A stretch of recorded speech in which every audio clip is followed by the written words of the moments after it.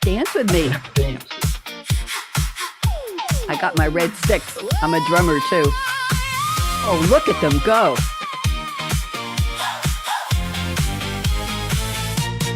Welcome to the Creativity Show. A live hour, let it flow. Unscripted words in a velvet ring. Savvy minds on the line they bring. Producer and host in the glow. That's me. Radio Red, let's go. Tell me what it is that sparks your fire. What keeps you moving higher and higher? The Creativity Show. There we go. Welcome. Well, we have a lively group. I have to give out dancing awards.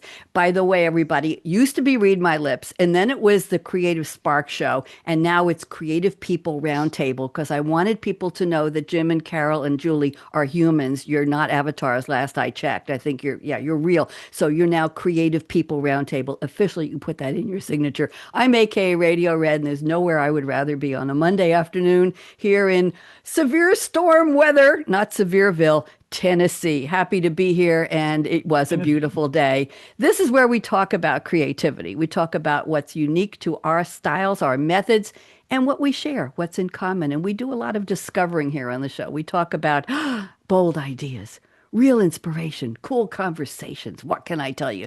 So I'm going to do a special introduction. And first of all, I have to tell all of you it's a special birthday today. Carol and Jim and Julie, I want you all to say happy birthday to Robert De Niro. He's 83 today. That's a Happy milestone. birthday, Robert. There you go. I'll tell him you said so. Sean Penn. The man. Sean Penn is 66 today.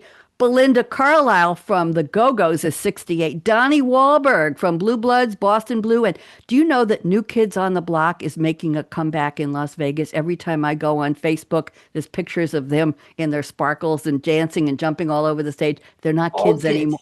They're not. Well, they think they think they're still kids, Carol, but I'm not so sure. Anyway, Donnie Wahlberg is 57 today. And if anybody heard of somebody who used to have a coonskin hat, his name was Davy Crockett. He was born today in 1786, and it's Vanilla Custard Day. I want you all to know that. I'm sure it's going to enrich your lives a lot. So let me get started. Here's the real show at the Creativity People Roundtable. Unforgettable stories take flight. akaRadioRed on her Scarlet mic is live streaming bright. The turning points of creativity are our spotlight today. Courage, curiosity, and resilience are marking the way. When I call your name, wave. Julie Rott is here. James S. Russell is here. Jim, wave hello. Carol S. Hosler is here. They're joining to share how creativity shaped their journeys with purpose and with care. We'll hear their bold ideas, we'll have cool conversations, and we'll hear inspiration that's real. And you, our viewers and listeners, may discover what your own creativity may reveal. And now I have a gift for each of you, and Julie, you're up first. So, Julie saw her childhood through a magical Disneyland lens view, finding magic beneath her birch tree while hidden storms were swirling too. With music, Jim, you got to be quiet. I'm talking here because we can hear you, okay? Finding magic behind her birch tree while hidden storms were swirling too. With music, writing, art, and storytelling already calling her name, Julie, Julie, she studied special effects makeup, then pursued entertainment and creative fame. From Miami to Los Angeles and New York, new possibilities came into view until losing her mother brought a painful turning point Julie had to journey through. Back in Michigan, raising 3 children, she kept creativity close to her heart. Through family, music, wellness, and horses, she found new ways to make a fresh start. Then divorce, spinal surgery, and empty nest brought questions anew, inspiring Julie's memoir and a brand asking what life's chapters mean to you. Today, through Was It Worth It?, Julie shares the wisdom life has taught, finding growth and gratitude in each turning point that creativity has brought. Julie, welcome. I hope you enjoyed that. I really did. Thank you so much. It was You're beautiful. welcome. Now you know why I asked for the origin story. Jim, you're up next. Jim grew up in Peoria changing tires while earning math grades of A, a swimmer and lifeguard seeking dad's approval as he found his own way. At Albion College, Jim set swimming records and earned Hall of Fame acclaim. Then an MBA from Michigan helped launch an accomplished business game. From selling computer systems at IBM to improving labor management ties, he earned Muskegon's Outstanding Young Man honor as his leadership began to rise. A Michigan State PhD led to teaching management, then serving as an Oregon College dean before retirement with his wife Karen brought community service to their Wenatchee scene. When daughter Lynn faced early Alzheimer's, Jim became an advocate for her care. And after losing Karen, a family and friends love team surrounded them there. James' memoir, Best Dad in the Galaxy, She Said It, honors Lynn in a special way. His creative model brings the love team's caring to help other families today. Jim, I hope you like that. I see it. I see it. Good. We'll hold up the book in a minute. Thank you. And you're going to hold it right under your face because you're disappearing. And Carol, you're next, and I hope you like this. Carol grew up in southern Idaho, one of 6 children filling the family home. With a twin brother and books for companions, her imagination learned to roam. The Bobbsey twins felt familiar. Me too. While reading became a lifelong delight. Then a high school English teacher helped Carol recognize her gift was to write. At Linfield College, she earned her English degree, working summers along the way, then headed east to seminary, following a calling that would stay. In 1970, her church did not yet ordain women, but Carol continued to find her voice. Through award-winning journalism and local government, she created her own choice. Finally ordained an Episcopal priest in 1994, Carol and her husband served side by side. Then retirement brought colored pencil painting and memoir writing in her own creative stride. After loss brought Carol to Seattle, new chapters with Jim Russell came into view. Now art, writing, service, and caregiving keep Carol's creativity feeling new. Carol, I hope you like that. I did. Thank you. Very nice. You're very welcome. So here, show's over. So gather around where the cool kids and the cool vibes sway as we go through wonderful presenting. We share wonderful creativity today. akaRadioRed's energy lights the way. We hope to inspire you to live large, love life, and play. So kids, how did I do? What'd you think? I loved Amazing. it. I like hers too. You're going to stay? You're going to stick around? You're going to stay We're with gonna me? stick around. Good. Okay. We're going to do a shout out to Jordan Henson, who was with us getting us. He's our engineer for the Voice America Media Empowerment channel today. And I've got us on live streaming on 2 YouTube channels, 2 Facebook channels, and LinkedIn. There we go. So what I'd like to do is go around and learn a little bit more about you. So Julie, I'm putting you on speaker view. I'd like you to hold up the cover of your book. It's not out yet. And I'd like you to tell us a little more about your book. And I'm going to put you on speaker view right now. Take about 3 minutes, and then we'll go on to Carol and Jim. So Julie, welcome. Go ahead. Hello, everyone. This is my memoir, my first memoir, and it's called Was It Worth It? For about 2 years, I asked for my divorce after 19 years to a man that I deeply, deeply loved. So it was a very, very hard decision. And I laid in bed for almost 2 years, staring at the ceiling in increments, asking myself, was it worth it? And then it made me ponder and go back through all the major choices in my life from childhood all the way up until, 50 some years old. And it really made me appreciate the woman that I was through every one of those stages. Made me look back and kind of surprise myself a little bit about the person that I showed up to be during those times. And then it made me really reflect on where do I want to go from here? Being an empty nester, all my kids, my last child had left. They weren't even living in Michigan, someone living in other states and other countries. And it really made me sit with myself and start listening to those quiet thoughts at night. Because those are the thoughts and those are the things that shape our lives.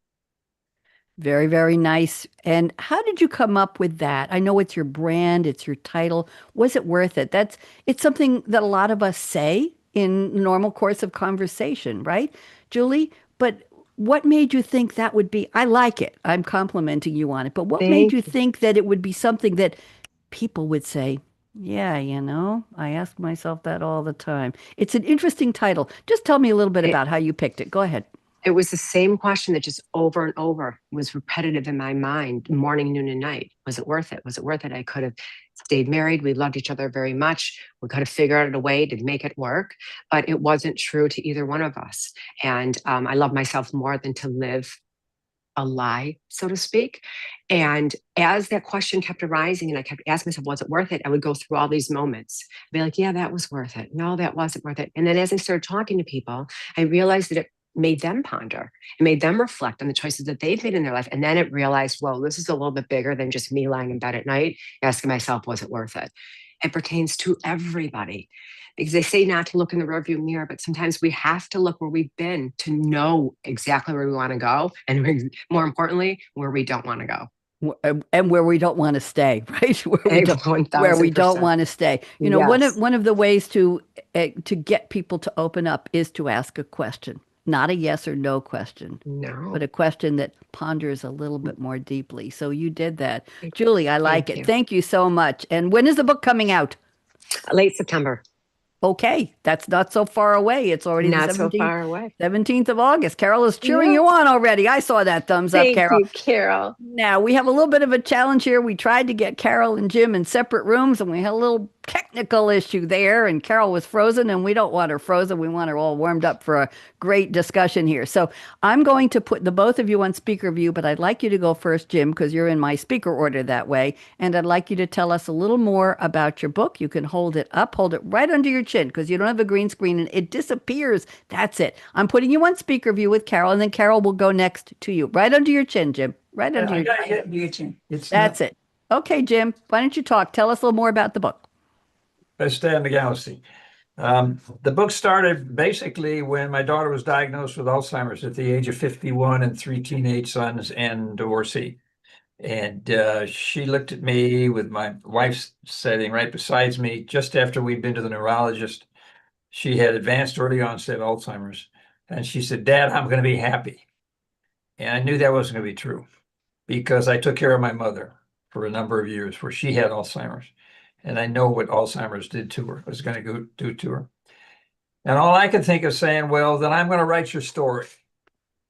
So I committed to writing her story. So that meant I had to do the journaling and everything else. And so as we began to go on, it got more and more complicated because the boys were there. They were taking care of her. Friends of hers were helping take care of her. And I realized I didn't really have to be this caregiver all the time. I could be stepping back saying, organizing things, which I could do because I was a manager with experience, et cetera. And so Karen was kind of the lead on that. And then Karen got cancer and died in 8-month period. And so I lost her. Then suddenly I was in charge of the whole thing. And I just had to commit to doing that. Again, the people stepped up that were involved with that. And I got an apartment close by, 2 blocks away from her. And so many people were helping me that I realized what I could do is start coordinating what they were doing for her. And so we posted information. We began to recruit people. They started they were taking care of me. They were bringing things for me. So the more I did that, the more comfortable I got. And she had more visitors than anybody else. She was more alive. And then COVID hit. And that really hit and caused her isolation. And when she had the isolation, her cognitive abilities dropped dramatically, or mood. It was serious drop off in abilities. So then I got cancer with prostate cancer, which disabled me, and so I had to take that and make sure I was okay. Then the next thing I knew, they were telling me that Lynn was going to go on hospice. And she's not ready to go on hospice. And so that really shook me up. And I decided I had to find some way of living after that. I thought I need 2 years to learn how to date. I've been married for 55 years. I didn't know how you dated. Good friend of mine said, well, what you have to do, and this was a woman who was taking care of me and my daughter, she says, just go on and watch Grace and Frankie all the time, and they'll tell you exactly how to live after the age of 70.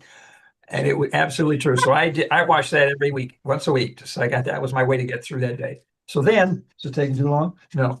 So then but went online and told everybody about that, posted it, and the next thing I know, this woman said, I like your profile. And so And she's sitting next to I you think right I've got to there. my 3 minutes, right? No, I want to finish. She said, I like your profile. I read that part of your book. Just tell us a little bit more and then we'll get Carol. Go ahead. Okay, well, when I said she liked her profile, I thought, well, that's probably nice, but she must. I looked at her. We checked. She's a good writer, so I was kind of intrigued by her, but I hadn't seen her picture, hadn't seen anything else. And then after about 3 or 4 days of talking, and she writes back and says, "I like your quote from Micah." Whoa, because I put in my book, in my posting, that how would I like to be remembered? He was a man who did justice, loved mercy, and walked humbly with his God. I didn't say it was from Micah. I just said that was it. I got that out of the Bible when I was about 37.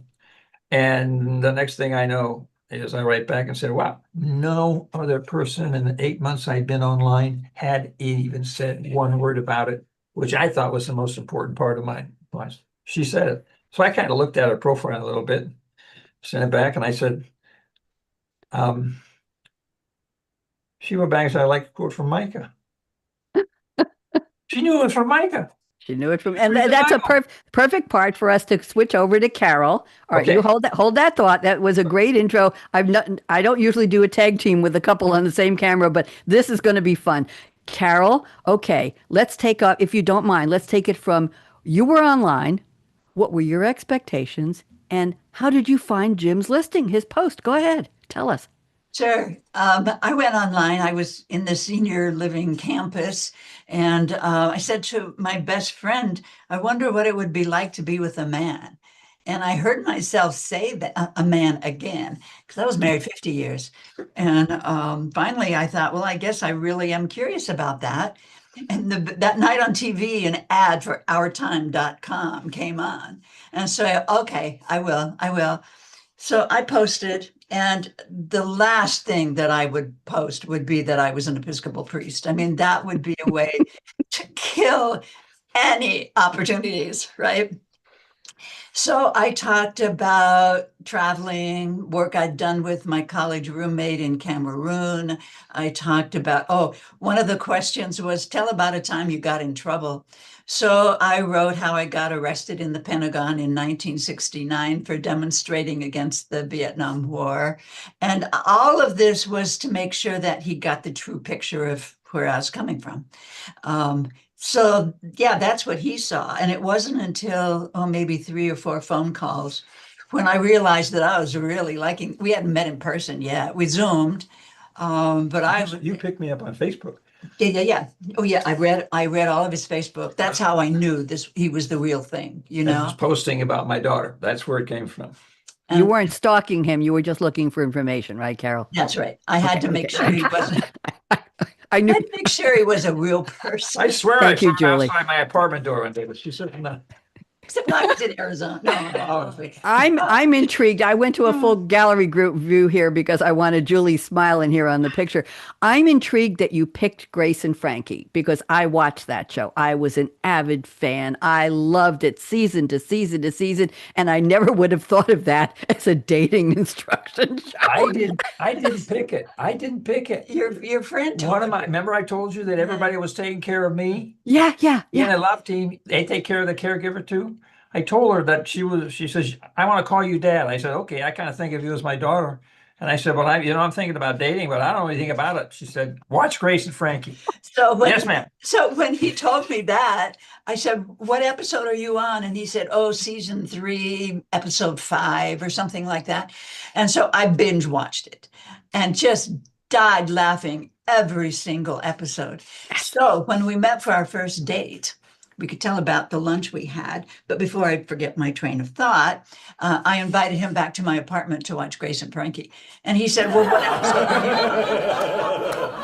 on? I had to do that for you. Go ahead. That was for Grace and Frankie. I have sound effects too. Go ahead. Yeah, go ahead, absolutely. Carol. They deserved it. Go ahead.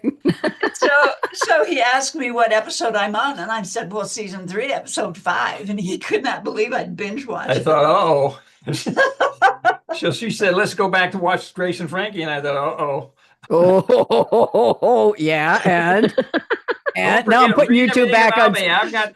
And I'm you know, putting you back on speaker view. I want to watch this. Go ahead.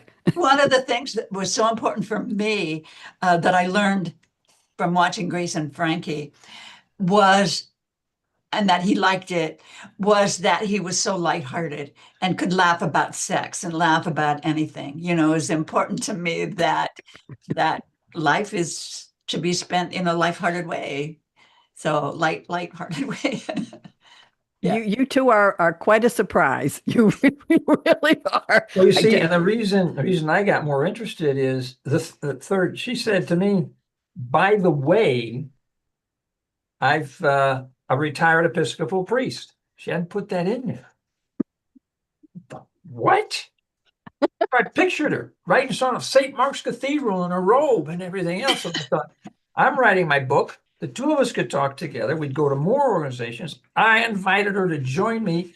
I said, I'm going to be traveling around on my book. She said, I like to travel. I said, okay, well, maybe we could jointly present about Alzheimer's. You'd have to learn about Alzheimer's but spiritual and religious care for people with Alzheimer's. I didn't have that part. So I said, we could do that together. You know how long it took her to say I'm all in? 5 seconds. And the reason was, I says, you're more and more forthcoming, tending towards irrepressible and irresistible. Oh, listen, you two need to write a dating book for goodness sake. This is for any I've- age. There's help out there for all of us. Yeah, I've been persuaded to write it. So my book's going to be called Irresistible and Irrepressible. He Said It. Wow. And then we have this series. She said it, he said it, and then we got to. Oh, I don't know if we can say this about you, but Frankie Boyer told her to write the book. You know Frankie Boyer. And yes. Yes. She said to Carol, you have to write that love book. There you go. There you go. Well, akaRadioRed said the same thing. So, you're in good company That's there. true. You've been sanctioned. That's good. I have to tell everybody, I met these three charming, irresistibly charming and interesting people at the National Publicity Summit. And I had no idea that you were all going to be like this. And I am delighted. I didn't think, from reading your profiles, I didn't think we were going to be spending the first 15 minutes, 25 minutes of the show laughing like this. So forgive me, but this is really fun. So, Right. wow, we've already derailed the show completely, but let's see if we can get back to my, yes. And I'm actually glad the two of you are sitting side by side because I'm enjoying watching you looking at each other and the glances and the smiles. This is, yeah, you've broken the mold of my show completely. It's the Jim and Carol show, and Julie and I are just here to watch. This is great. I want you to. Okay, kids, let's get back on track here. I'm going to go to the part of the show where I've asked you each to send me a fictional quote from a song or a movie or a TV show.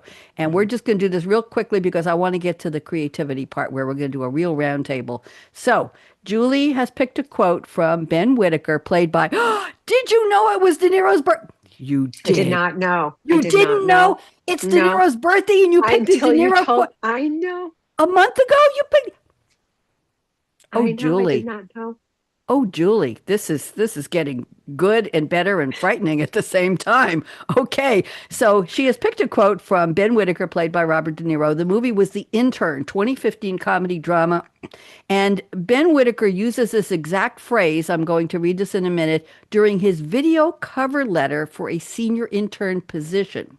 He is referencing a famous quote originally attributed to Louis Armstrong, interestingly enough.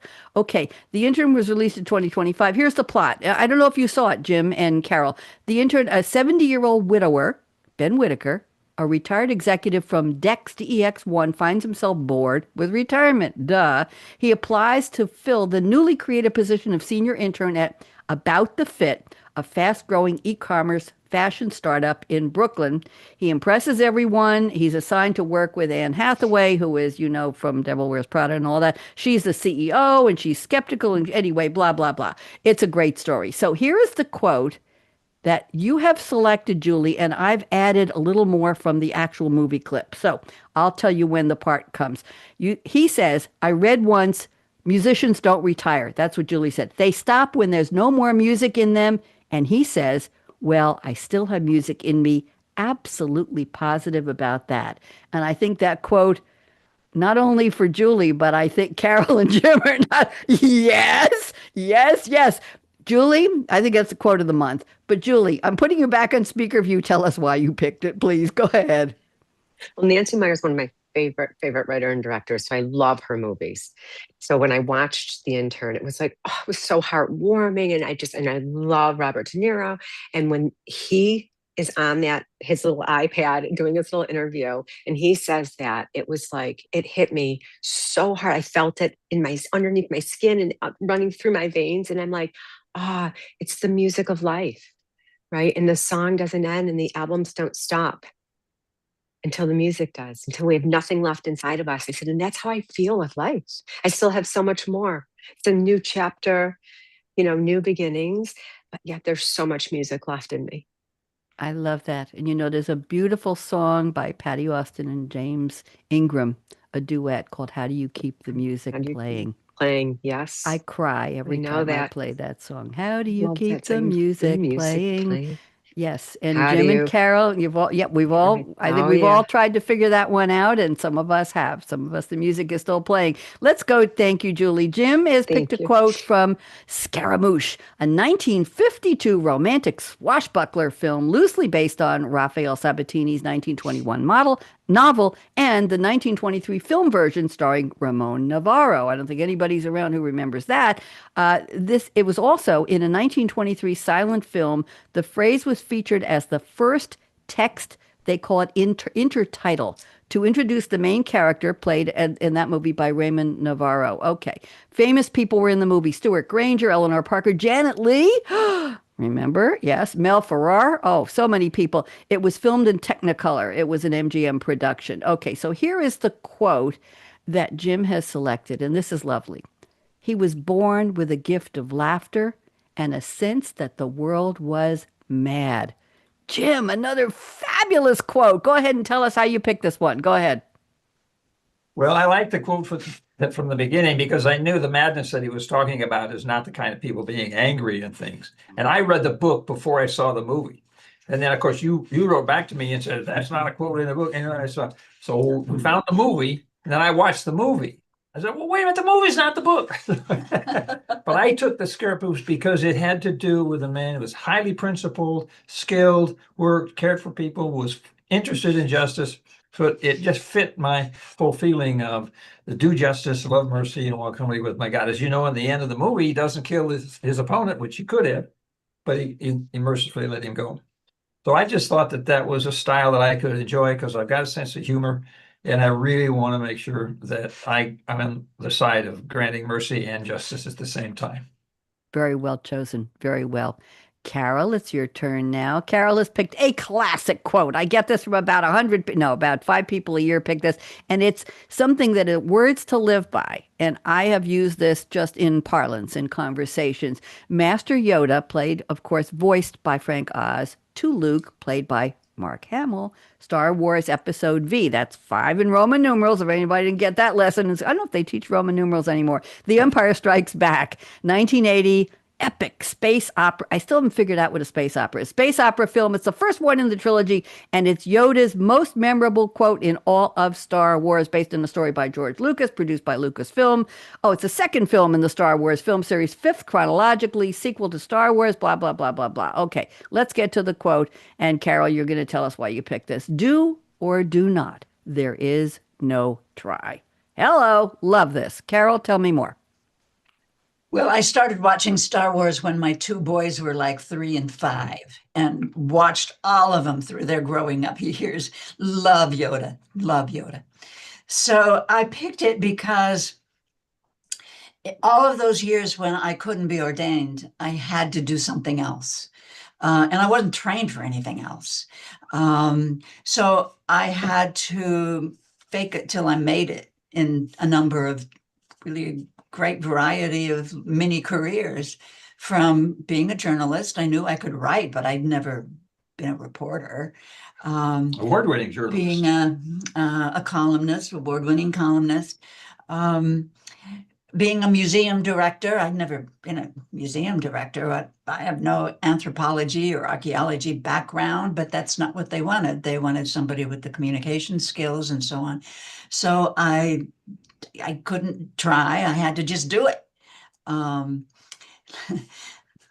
And write grants for millions of dollars. Write grants, several millions of dollars in grants, right? So there wasn't any time to see if I could try to do something. I just had to plunge in and do it if I was going to have a job in the small towns where we lived. So that's why I chose it.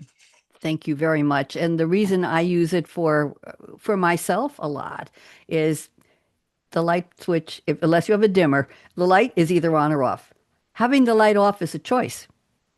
I'm going to try to you either put the light on or you don't. If you don't want to do something, you don't do it. That's your choice. Do or do not. There is no try. It's one way or another. I'm going to try. Well, are you going to or not? And I like that. Congratulations to the three of you, or bravo. Thank you for picking really, really good quotes. I am really liking having Carol and Jim on the same screen. I fight having couples on the same screen, but it really works for the two of you. This is very, very, I'm not going to cry, but I just started to. My son always times me. We have a FaceTime call every Sunday for years and years now. And he always counts how many seconds before I find a reason to cry. I love my kids. Okay, we'll talk about that after the show. Let's go to the creativity statements. Julie, you sent me so many. I'm having trouble picking one, but I'm going to pick the one I think is very, very interesting. You say, number 3, I'll read it. You don't have to find it. I write in several ways depending on the project. Some ideas begin in a journal. Others arrive through voice notes or dictation and eventually find their way onto a keyboard. My memoir was born from life experiences. My cookbook, combines storytelling, wellness, hospitality, and recipes that connect people through food.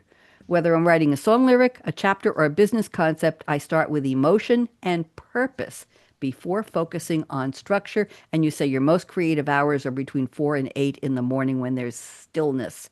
Okay, Julie, why don't you unpack this a little bit and then we see what Carol and Jim have to say about whether it resonates with them. So, Julie, I'm putting you back on speaker view. Take about 2 minutes and tell us, and then we'll go to our couple of the day here. Go ahead, Julie. So I believe everybody has a rhythm to them. And sometimes people are early morning risers. Some people function better during the day or at night. I'm an early morning riser. I've woken up early in the morning my whole life, 4:30 in the morning. And I usually have ideas spinning. I don't just wake up with no thoughts or constantly going. And so that time is I just start journaling, just start writing down random thoughts, or I'll put it in my phone real quick so I don't lose them and forget them. And that happens to me every morning. And for so many years, you're like, oh, enough. And you don't, you're like, you kind of just shove it off. Well, these ideas and like this cookbook and the cafe, I have an organic cafe at an international horse show that I started 2 years ago. Wanted to do this for 10, 15 years. So I started through this asking myself, was it worth it? You know what? I'm going to start saying yes to every idea I've ever had that I've ever wanted to do my whole life. And so I started with the cafe, wrote my memoir. Now I'm working on my cookbook, and I have my website's going to be live as well with my book next month. And it's just a wellness lifestyle. There's t-shirts, there's sweatshirts, just fun stuff. And then there I can tell stories and get to connect with people. And it's just, for me, when the iron is hot, even if it's 2 a.m, just get up and jot it down so we don't forget it. Because those little seeds, those are the quiet moments I talk about in my book as well, and those quiet thoughts. And those seeds that come in, those are the ones that create our lives. And if we don't say yes, you either do or you don't, right? There's no halfway. You tied it too. And I have a quote from a famous musician for you that's going to echo exactly what you said. But let's go to Carol, you first. Thoughts about time of the morning when you write, when you're feeling most productive creatively, and or do you journal? What do you do, Carol? I am so jealous of Julie for her discipline. I have a stack of journals this high that I started in college, but there are whole years of gaps in it. Weeks of gaps, years of gaps. And so I'm not a very disciplined person. I don't write regularly now that I have promised I will write the story of our love. I have, but in the meantime, my kids want me to keep the Storyworth thing. Every week I write a response, do that for my boys. I'm not disciplined. I don't have a regular time. Interesting. I do like that 6 a.m. time, not 4 o'clock. Julie, you can have the 4 o'clock on sleep, but 6 o'clock's a really good time. That's a human time to wake up, right? That's yes. Right. I have a story to tell Julie after Jim. Jim, what do you think? When are you writing and what's your do you dictate? Do you journal? I know you journal, but what are you doing these days, Jim?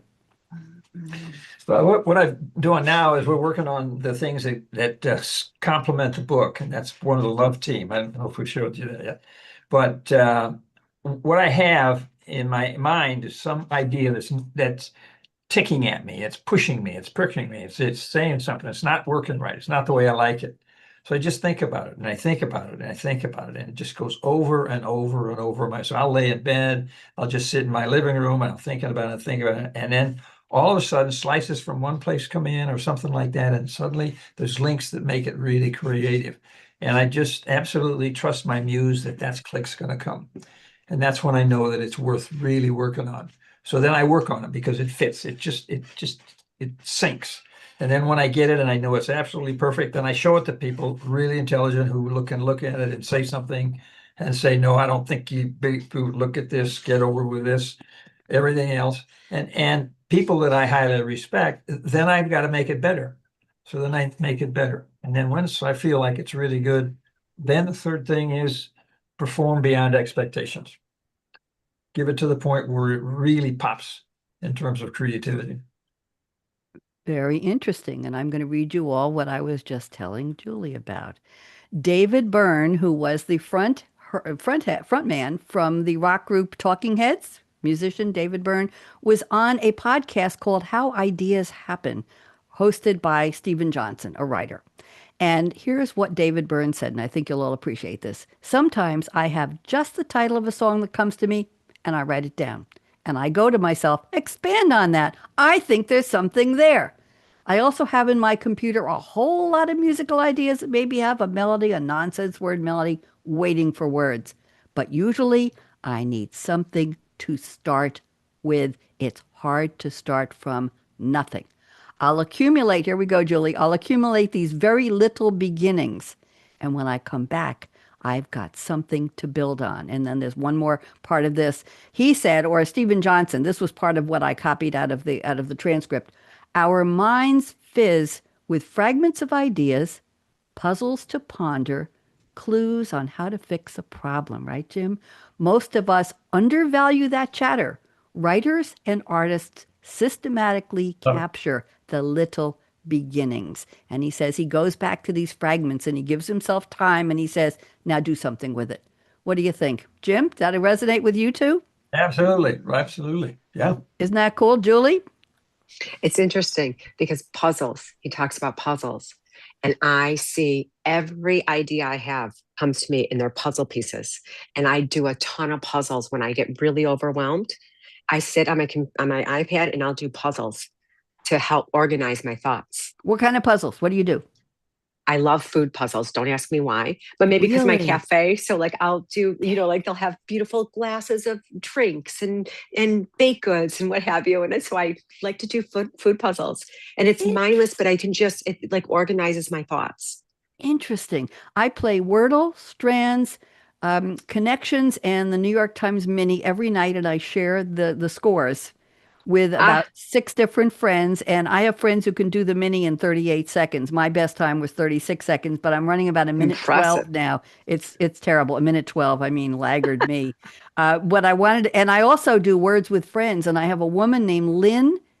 Initial B. I don't know who she is. She's somewhere in the UK, and I'm playing 25 games with her. And I have somebody called Maddie the Great. I have no idea who she is. And I have 2 other people, and I'm playing about 50 Time games. to have them on your show. I don't know who they You do are. It's okay. You do a Wordle show with them and how you connected. That would be very, very funny. So some nights I have 35 to 50 Words with Friends waiting. I go to bed, put my blankets around me, prop myself up on the pillow, put the iPad on the tummy, and then I call this just getting everything out of my brain, out of my mind, having fun, getting the words, playing along, finishing that part of the game, and then I'm ready for sleep. That's my sleeping pill. I don't do meds. That's my calm. And people say, "How can you do that? Doesn't get." No, it just No. brings it all down. It's lovely. Thank you for the idea. I hope you enjoyed the quote, by the way. That was really cool. And by the way, Julie, I have a problem because when I go to bed at 10:30 or 11, I'm awake. I've been awake since 3 o'clock this morning, and I Yeah, didn't want to that's come in my office and work. So what I did was I watched some reels on Facebook, but I discovered a woman named Cheryl with a C Benton, who started a newsletter. You may know about this, Julie. I don't think Carol would. Maybe, called The Three Tomatoes, spelled out Three. It was for women who aren't kids anymore, women over 40. And they started it on Long Island, New York. And I had Cheryl and her daughter, Ronnie Jenkins, on my TV show, Something to Talk About, which was Long Island Cable TV. I did it for about 20 years. And I went to some of their events in Manhattan and on Long Island. She started her own press, her own publishing company. And I'm almost done with my novella and I'm looking for a way to publish it. And I said, that's where I want to be.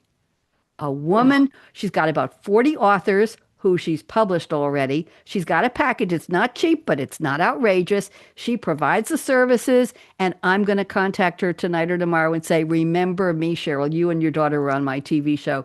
I'd love for you to represent my book. So I'm going to see about that. But that's what I did at around 4 in the morning before the how Times came out and I could read the news, which I don't want to read anyway. My kids say, stop reading the news at 4 o'clock in the morning, Mom.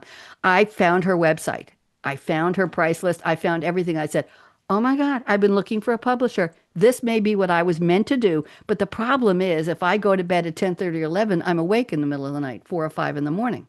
And I don't need to me- be up until 7:30. So it's like giving a kid a nap and then they don't sleep all night. Carol, right. well, yeah, I know, but I'm that kid. Okay, enough about me. Jim, I'm looking at your creativity statements here. We got a little bit of time, about 10 Right. minutes. Jim says, I'm most creative at night when I'm sitting in my recliner just thinking about a specific issue that is tickling me. And then you add, I like to have a low volume level, calming, meditative music in the background. Does Carol like the music you play? Don't answer that, Carol. Jim, I can't put you on speaker view. I'm putting both of you. This is Jim's turn. Jim, talk to me about the recliner and the music. I want to know. Go ahead, Jim. Oh yeah, absolutely. It's on there, and I do it all day long when I'm writing too. When I'm working in here, because I'm not only doing writing on the book, but the articles and the news memos to people, creating opportunities for us to go in and give our presentation. So I'm always doing that kind of thing, and I put calm music on, and I found out it makes a huge difference for me. By the end of the day, I'm not chewing myself out because I'm not doing this part or that part or anything. It's just cool, keep it cool, keep it cool. And if Carol's there, she likes the music that I play too. And when what happens when I get in bed is I got all these problems I got to solve, and I used to work on them as soon as I would not go to sleep. So what I find now is if I'm doing that, I have to turn the volume of my music up much, much higher so I'm not able to think anymore, and I go to sleep, and it works. Good sleep. Interesting. Well, since I've got Carol on the screen with Jim, Carol, what do you think? And I know you like a different kind of music. We're not going to talk about that yet because I've got one of your creativity statements about that. But what do you think about his recliner and his meditation music? Do you like it? Oh, it's fine, but lots of times it's in the middle of the night, so I don't know. I'm asleep. He gets up in the middle of every night. Well, she gotta say she sleeps around. She sleeps in her apartment too. I didn't mean to say that. I have Well, yes, you did. Yes, yes, you. I never expected this kind of a show. I mean, she used the That is sex word amazing. once already, and we're talking dating here over what? Never mind. Don't mention age. Julie, do you listen to music when you write? Rescue me, Julie, please. Go ahead. I know usually when I'm creating, everything is quiet. I do have a dance party with myself every morning. And I do listen to a certain prayer by Lucas Mack every morning that a friend actually from the National Public Summit had sent to me. I listen to Okay. that every morning and I have a little dance party with myself and all these ideas come in. But when I actually sit down to create and write and put things on paper, silence. I like to listen to all of my imaginary friends that talk to me. They're not imaginary to me, but like all my guides talk to me. And so I like to be able to hear nature and hear the eagles outside and listen to the trees tell me little ideas and give me some good motivation Nice. So it's quiet. I'm going to just interject here in a minute before I go to Carol's statements. About 10 years ago, I wanted to write a romantic comedy play, and I had no idea how to write a play. So I went on the internet. Well, where else would I go? And I said, Playwriting 101, and something popped up, and it was a free download, and it was a Word document. It told me what typeface to use, and how the spacing goes, and how do you describe the scene, and how do you define your characters, and how do you curtain up and curtain down, and what's happening. I had a full-time job. I wrote the play, the first one. I've done four. The first play, no, I've done three. One went on twice. And I did the first play from 1 o'clock till 4 o'clock in the morning for 3 nights in a row, and I was done. I had the play. You know why? You talk about listening to the little critters, Julie. My characters.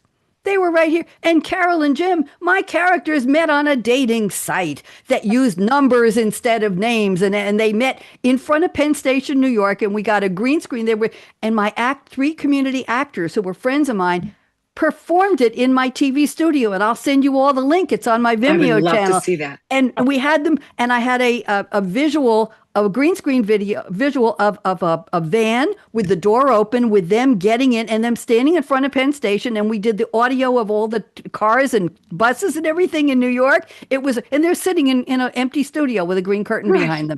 And I said, listen, you're all performing in other shows on Long Island. These were community theater actors. So I said, I'll put teleprompters and you don't have to memorize a thing. It was so much fun. We did 2 versions, and I changed the ending. But Carol and Jim, they had to wear Groucho noses and fake glasses with the Groucho nose and everything. And that's how they met. And she would have said, Carol would have said, I'm W392 4-point Peppy. Hello. Are you? And he said, yes, I'm Truck Bob 93. No, forget the name. I'm 2W3.97 TR me. And she'd say, well, you're the one I was going to meet. Then they get in the cab and they take the glasses off. That's how the play starts. So, but it came to me. It just came to me. And I wrote 2 more plays the same way.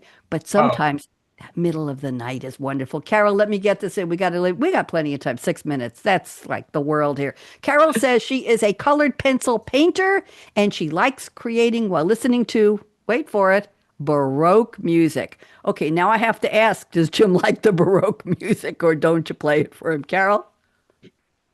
The question is what? The Baroque music. You listen to Baroque music. Oh. Do you do it around the house when Jim is there, or do you do it privately? No, not when Jim's there. No. No, this is in my apartment when I write. There's something about Baroque that is ordered and calm. Smooth, Vivaldi. Yeah.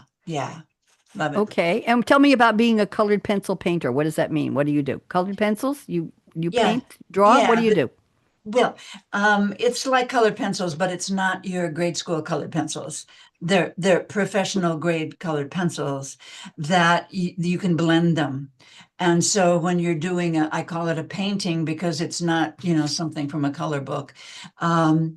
You lay down many layers of different colors over each other and mix the colors that way. So the paper is rough and you are laying the colors down. And when you have maybe 6 or 7 layers of blues and yellows, and you come up with different greens and,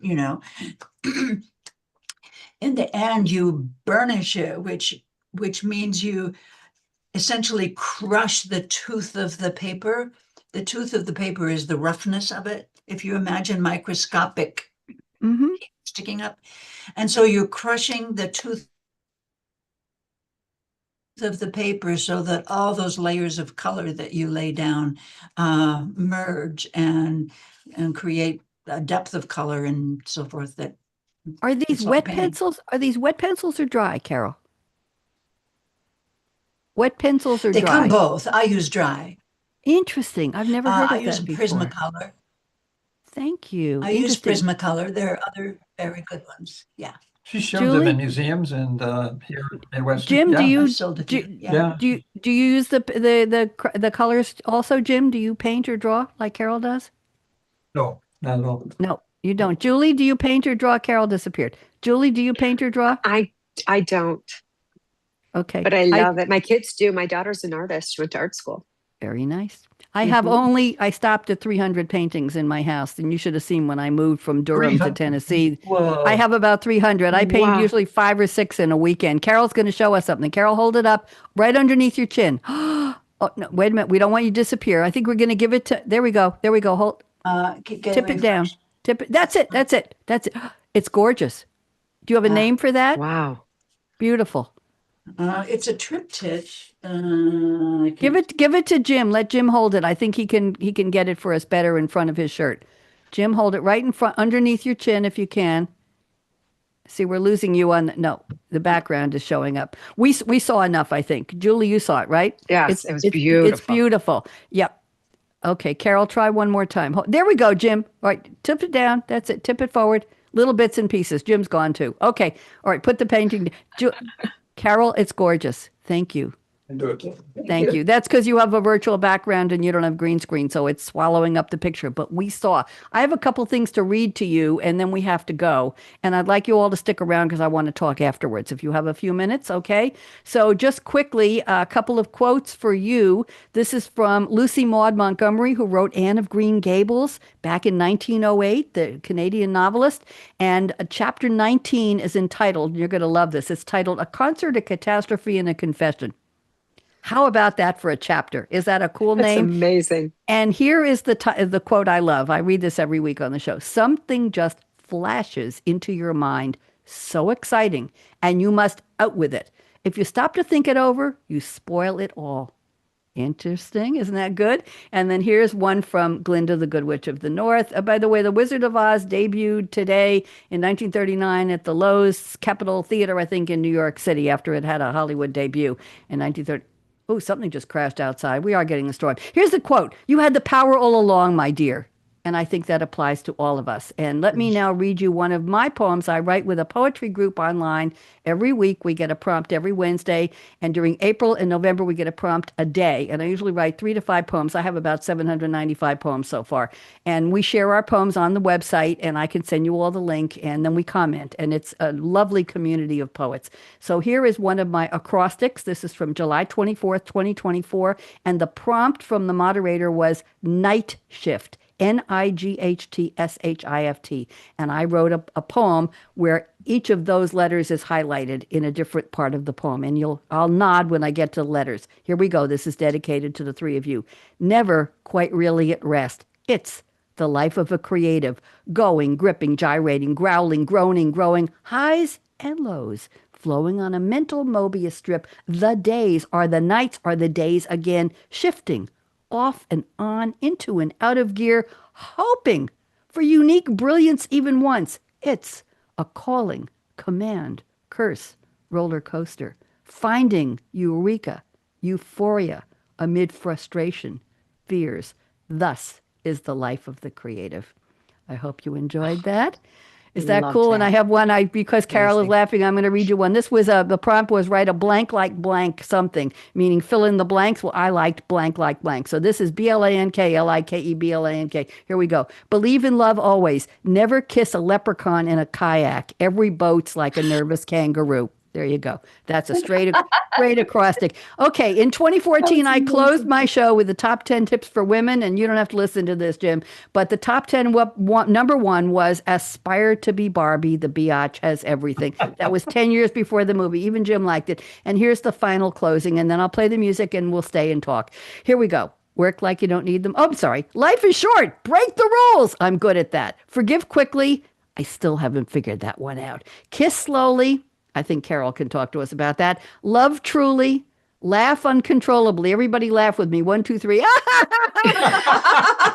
Oh, that was good. Don't hurt yourself. And never, ever regret anything that made you smile. Here we go. Final words. Work it like you don't need the money. Dance like no one's watching. Sing like nobody's listening. Love like you've never been hurt. We all have. Let your heart regrow, regroup, regenerate, love again. Money talks, chocolate sings, la. And last but not least, I stole this line from somebody years ago. Thank you for turning me on. Here we go.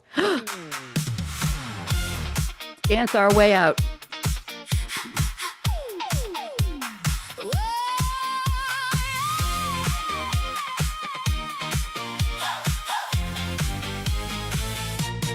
Welcome to the creative. they're dancing. Look at this. I love it. I taught dance for years. Hundreds and hundreds of people.